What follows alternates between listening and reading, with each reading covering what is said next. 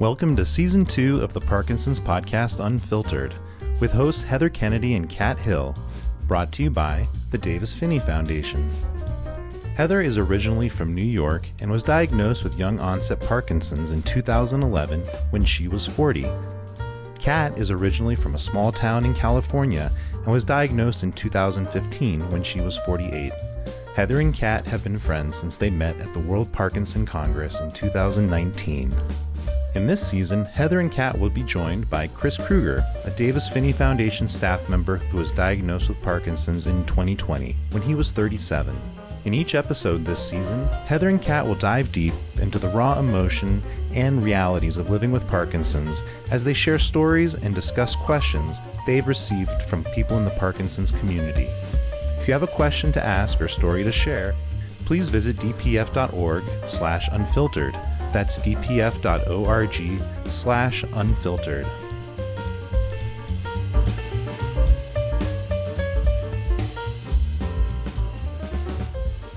Welcome to Unfiltered. Kat, how are you today?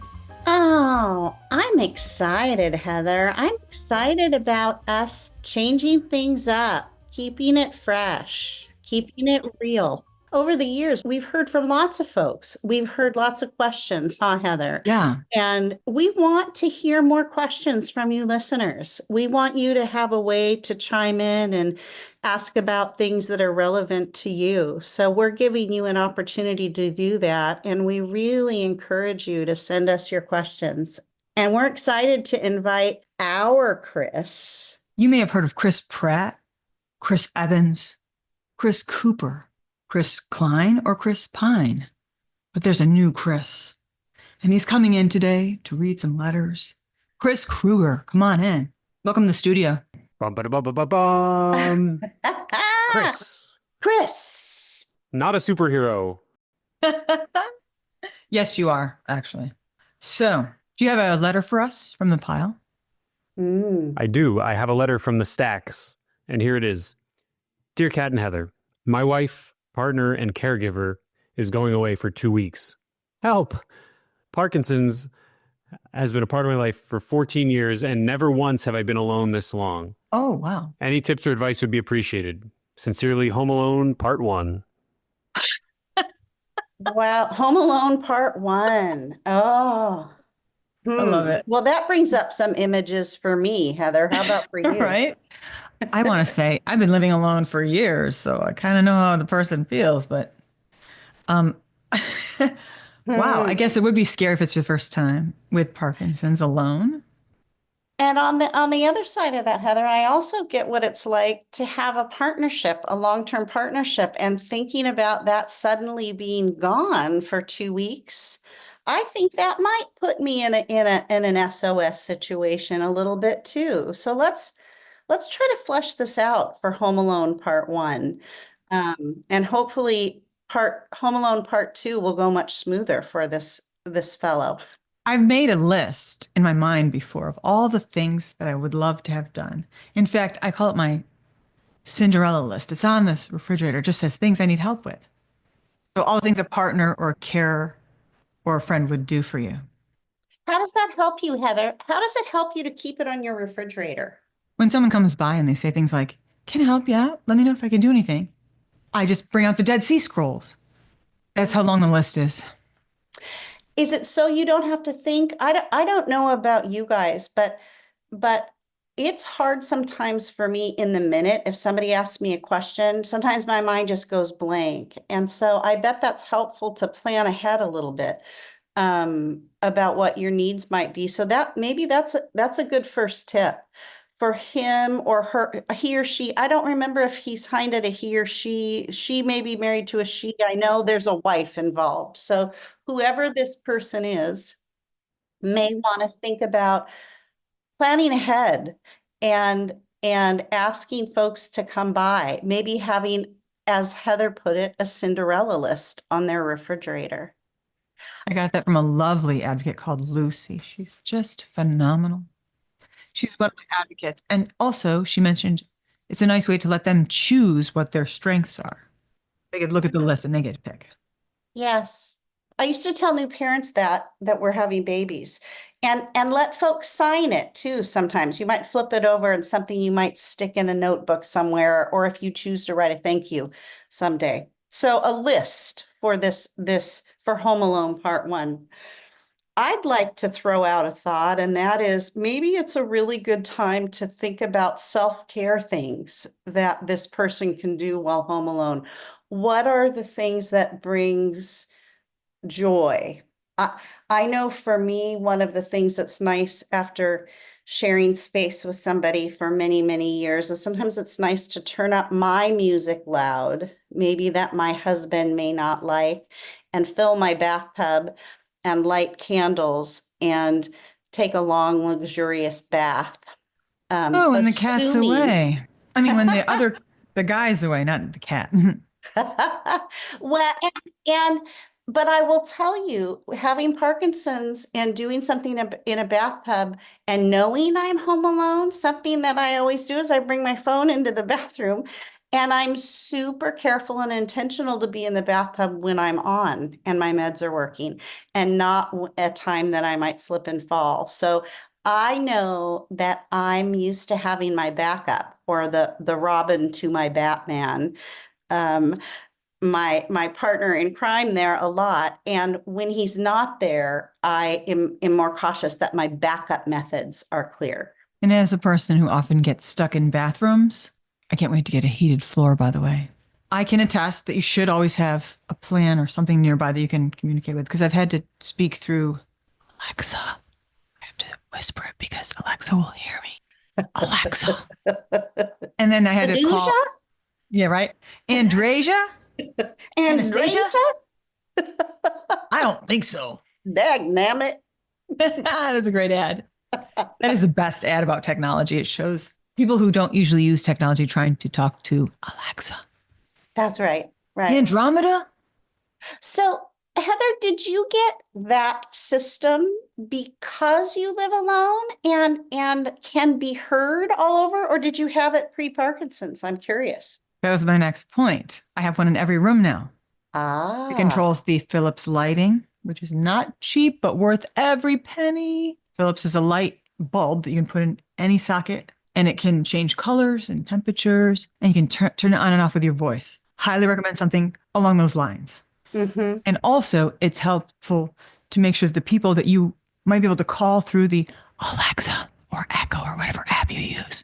Anyway, whatever you choose to use as a device that's like that, make sure that they are also registered so that when you do fall or you get stuck without your phone or your watch or whatever you use to communicate with, you can actually call out and get help that way. I like that. It's something we've been considering sort of for the same reasons. So, I can even change my furnace temperature.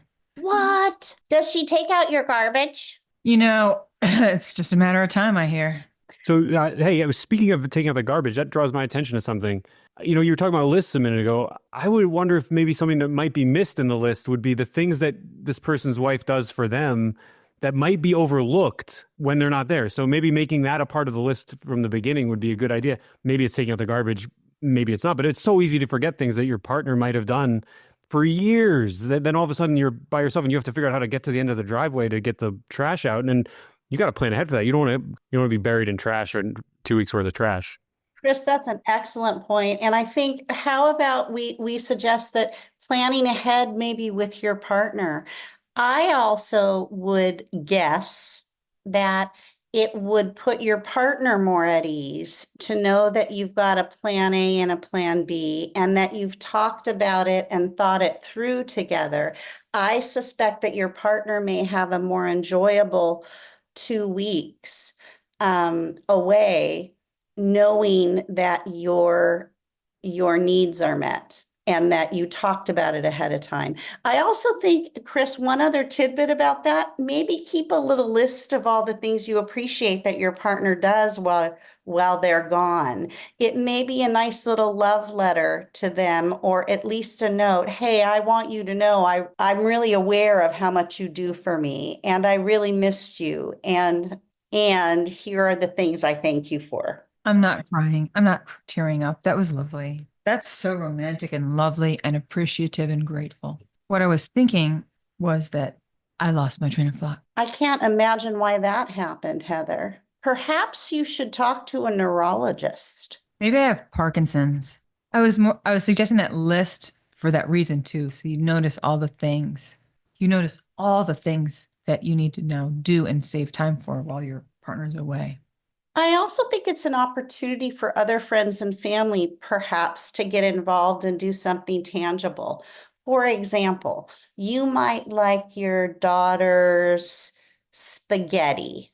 Maybe she's made a great meal for you in the past, or your neighbor's lasagna. Apparently I'm in a Italian jag today, but it may be a great time to say, hey, we've been talking about trying to get together. Any chance, anytime in this 2 weeks, you'd be willing to bring that yummy casserole over? Because I'm going to be solo and would really love some company. And if I know for me, afternoons and evenings are harder. And so that might be a great time to invite somebody to join you that maybe you don't normally see. And it's an opportunity for people to step up in a really tangible way. I second that idea, to be very specific. Say, hey, what are you doing Wednesday? Or it always tastes better when someone else cooks it. Always. Always.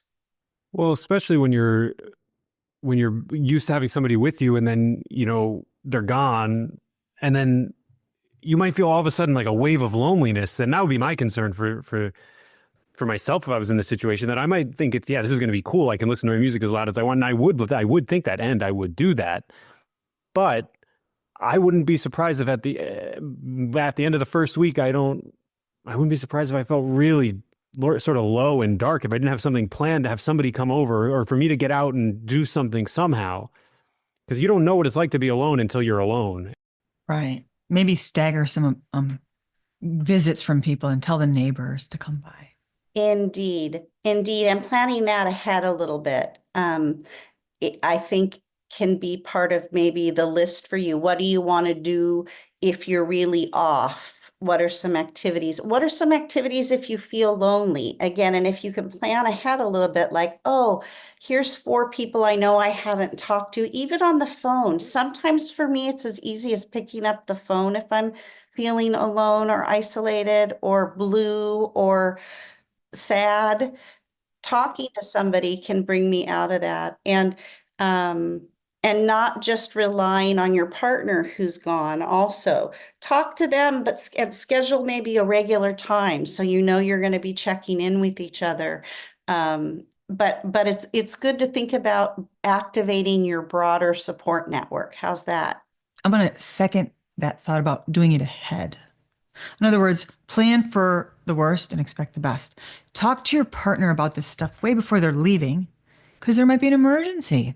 You want to have this set up. Indeed.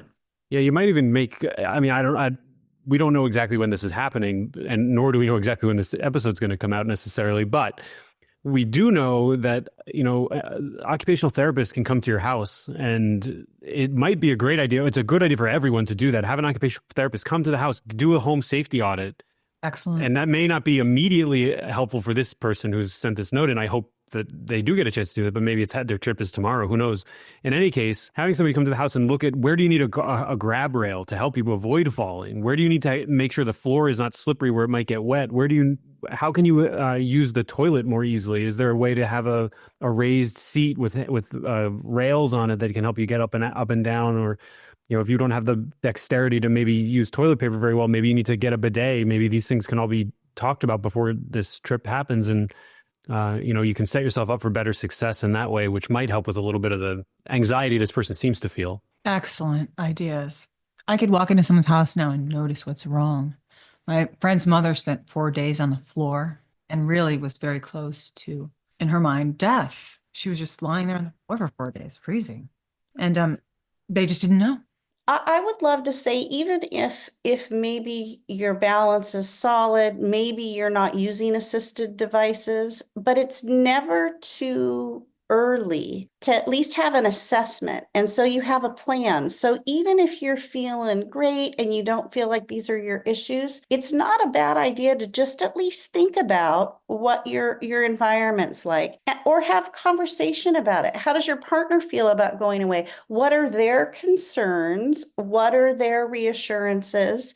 Because you want it to be an experience for both of you that is positive and manageable. It may not be perfect. It's also really, really beautiful to miss each other. And it's beautiful to be missed. And as a person with Parkinson's who's been partnered, how many P's can I say in a row? I really feel good that I still provide my share of at least the emotional support, even though Ken is doing more and more maybe of the physical support stuff. And I know the longer I have Parkinson's, the more he'll need to do of that. But it's an opportunity for us to support the team. And it is a team. It's not just a person with Parkinson's, it's a partner with Parkinson's. And in honor of the theme today, which is this episode is brought to you by the letter P, Heather is wearing a hat that says Puck Parkinson's. Someone came up to me and said, "Is that a band?" I said, "I wish it was a band. I've always wanted to be a drummer." I told my parents I want to be a drummer, and they said, "You get 23 years of violin lesson." Good Wait, luck. you play the violin? Fuck that. Yeah, I used Puck to. that. Nobody cried when I stopped. You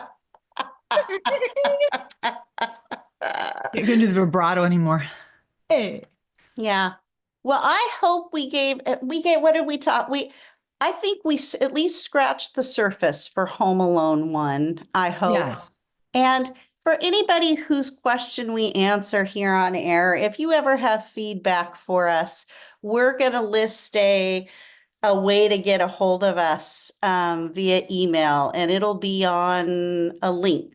Yeah, we'll have it in a link it'll be in a link to the description, or a link in the description. In the description. And we're So not allowed thank to you, write our Chris. own letters. Pardon me? We're not allowed to write our own letters, Kat. No. Darn. I need a better alias. If I have I do questions. Cat, you're going to know. And if you do Puck Parkinson's, I'm going to know who you are. Right. So. I have a few more questions, though, for Home Alone before we go. Oh, yeah. Are you going to be running around the house with scissors? Will you be sitting too close to the television, holding the refrigerator door open? Will you be wearing pants? Are you starfishing in bed? What are you going to do? Are you that's wearing so great? pants? They don't have to disclose that to us, Heather. Are you wearing pants, Heather? No. Yes. I'm saying no, and I'm saying yes. Don't tell, the secret's safe. Chris, did you have a question? Yeah, I was going to say, I had, when you said we can't write our own questions, I thought, I've had a question for you, Heather, for months. What? We had an opportunity to get together in Rochester, New York in July, I think. And I've had a question for you since then that we've never talked about. Can I ask it now? I don't know. Can you? I'm gonna give it a go. You tell me what you think. We didn't know we were going to be in Rochester, New York at the same time. And then when we realized we were going to be in Rochester, New York, Heather made an arrangement to be in the same hotel that I was going to be in. That's awesome. Heather's brother was there as well. And we were hanging out a little bit. We were talking, and we were in the hotel room, the three of us, and you went into this really pretty deep off state, and you were really frozen, and you were having a lot of trouble moving around to check out of the hotel on time, and even get out of the hotel room was a real, it was like it was at least over an hour that we were in this situation where you were pretty off and frozen and also in pain. And I'm sitting there and I'm like, okay, I really don't know how I can be more helpful here. And so I wanted to ask you, how could I have been more helpful in that moment when you were really deeply off and frozen? Aw, what a nice question. How could I have been more helpful? Is there a better question? Like, how can I help? I have trouble with hotel rooms, and I've called front desk at places and they've denied me help until I said, "Hey, I'm disabled. Really need." So don't be afraid to ask to get help. But here's the thing, Chris. It's lovely that you asked. And I remember you did turn in the doorway and you said, can I grab something for you? When my hands are free, I do walk a little better. So I remember handing you the heaviest luggage. I thought, what? I turn on my Hemsworth strength to get that. There we go. So Chris Kruger, the gentleman that he is, not only held the door open and grabbed one of my luggage pieces, but also said, are you going to be okay? And then took the steps next to me so that I could walk big steps down the hall. Usually people will stop in front of you and try to grab you because they really do want to be helpful. But grabbing onto my arm doesn't help me. I would have to grab your arm almost like we're going to the prom. So if I had needed it, that's what I would have asked. I would have said, hey, could I grab your arm? Other than that, it's perfect. What a beautiful thing. And what a good friend, Chris. I also am really struck by the fact that here we are, three of us who have many years of Parkinson's collectively. And even those of us with Parkinson's don't always know what to do to help our friends with Parkinson's. Usually don't. And so how hard it must be for care partners and even providers to guide us about how to manage that. So I just want to call attention to that. And Heather, I love that you're able to articulate that. And that could be even for our friend home alone, come to think of it. What are some situations perhaps that person is concerned about with their partner gone? And how might they plan for that? And Heather, it sounds like your plan when you're traveling in a hotel is to use the word "I'm disabled" and get help from the front desk. Which again, doesn't always work. It doesn't always work. Yeah. So, and we don't want to do this, but we would call each other. And frankly, our friends at the Davis Phinney Foundation have come through more than once for us. And fellow advocates often come through too. Yes. So more importantly, when you check in, say, hey, I have a movement disorder. I might have some trouble getting in and out of my room. May I, tip one of your whatever to come?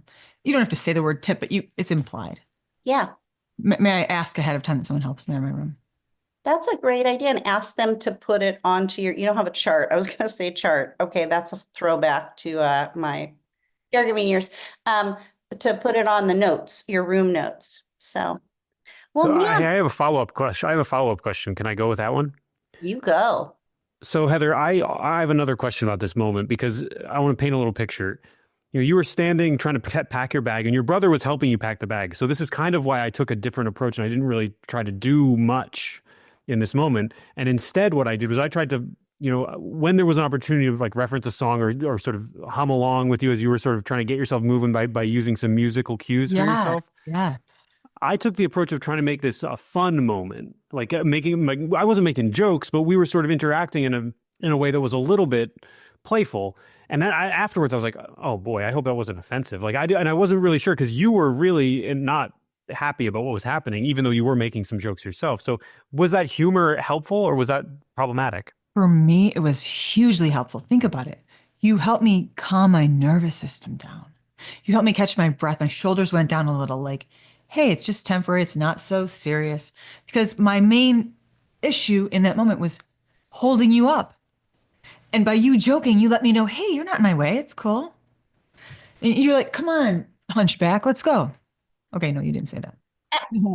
you didn't say anything except for, how am I to help you? But yeah, we were joking. We were just messing around. And I was like, I'm going to storm out of here. I'm leaving. And I was moving at the speed of a sloth. A turtle. Isn't that one of our biggest fears, right? Putting other people out, putting our friends out, making them late, holding back our care partners for what they need to do. And looking really weird, looking really strange while we're doing it too. Like fascinating in a doorway. What is it about doorways that makes our brain halt our activity? What is that? It's an opportunity to slow down. Look at me trying to find the silver lining. And for good bandages for your hands. I run into the doorknob a lot with my hands. So Maybe I need to be taller. I'm more of a shins person myself. I like my shins look black and blue. I tell the story. I tell the story that I'm a great kickboxer. Lies, lies, lies. Yeah. Heather, I kind of like this. I like answering other people's questions rather than us just chit-chatting. And Chris, it's really fun to have you on board. Will you come back and do this again with us?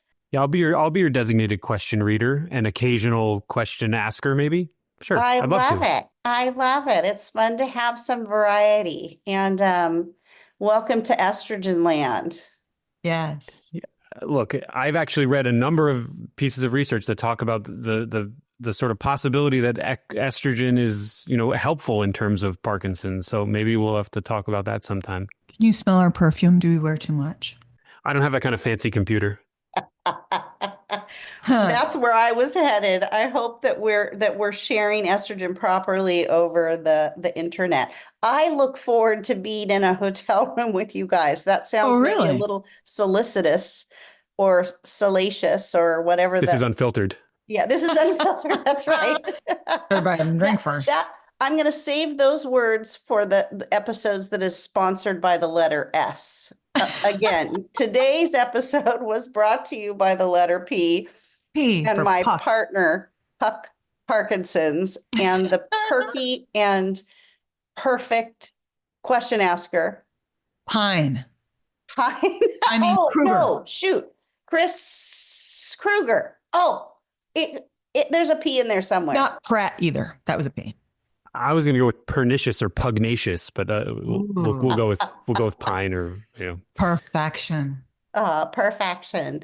Well, thanks for checking in with us, Chris. Thanks for joining us. I'm excited about this season, Heather. Let's do it again. Let's come back and answer some more questions. Thank you for listening to this episode of the Parkinson's Podcast Unfiltered. Remember, if you'd like to send a question to Heather and Kat, you can do so by visiting dpf.org/unfiltered.